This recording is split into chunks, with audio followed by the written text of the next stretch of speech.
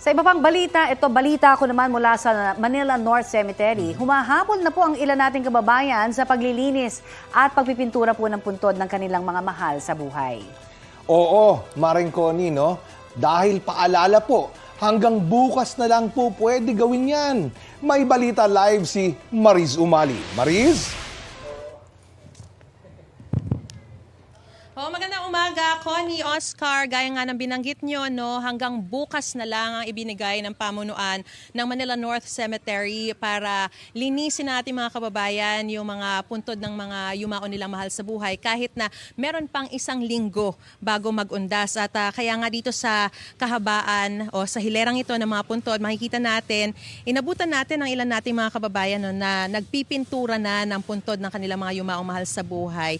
Bukod dun sa puntod, pinipinturahan din pati yung mismong mga uupuan ng mga kamag-anak na dadalaw at bibisita ngayong undas. Ginagawa raw nila ito taon-taon para masigurong malinis yung kanilang aabutan no, kapag binisita na nila at nagdasal sila sa kanilang sa mga puntod ng mga yumaong mahal sa buhay. Bukod sa mga may nagpipintura, may mga nagwawalis, hanggang doon sa looban yan, yung mga puntod doon, talagang nakita natin marami nang naghahabol. Ano? At pati dito sa ilang bahagi rito, nakita natin may mga nagwawalis-walis na rin. Lahat nililinis talaga yan hanggang sa kaloob-looban doon. Ayan, makikita natin mga sumisik-sik-sik doon sa mga maliliit na lugar dito para masigurong mapupuntahan nila yung mga puntod ng mga mahal sa buhay. No? Hanggang bukas na nga lang kasi ibinigay na deadline para masigurong hindi na magdadala ng mga matatalim na bagay na pangkayod o panglinis at pangkiskis at mga pinturang maaaring maging sanhiri ng kalat at kung ano-ano pang bagay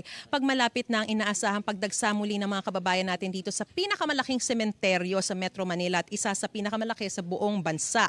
Aabot na sa 3 milyon ang nakalibing dito sa Manila North Cemetery at hanggang October 29 na lang din ang libing pero sa araw mismo na yon ay hanggang 3 sasakyan na lang ang papayagan na makapasok dito sa loob ng sementeryo kabilang na yung mismong karo. Ito ay para masiguro na hindi na masyadong magsisiksikan yung mga tao at mapapanatili rin yung kalinisan. No? Sa November 3 na magre-resume yung libing dito sa Manila North Cemetery pagkatapos noong October 29. At gaya nga ng dati, bawal na yung mga food stalls sa loob ng sementeryo hanggang labas na lang sila, pati yung mga flower at candle vendor hanggang sa labas na lang papupwestuhin. Sa October 30 hanggang November 2, inaasahan yung pinakadagsano ng ating mga kababayan. Kaya ang schedule ng sementeryo ay mula 5 a.m. hanggang 5 p.m. Pero sa November 1, inaasahan talaga yung dagsa ng ating mga kababayan kung saan inaasahang aabot sa humigit kumulang 1 milyon yung mga kababayan nating daragsa dito sa Manila North Cemetery. Pwede na rin, dahil mas maluwag na yung restrictions, ay hindi na kailangan magsuot ng mask at hindi na rin kailangan magdala ng vaccination card. Pwede na rin pong dalhin ng ating mga kaanak na mga bata pero bawal pa rin pong magdala ng mga alagang hayop. At may libreng sakay din ng e-trike sa loob para maihatid yung mga senior citizens at mga persons with disabilities papunta doon sa mga puntod ng mga yumao nilang mahal sa buhay. So yan muna ang latest mula rito sa Manila North Cemetery. Balik sa inyo, Connie at Oscar. Maraming salamat, Mariz Umali.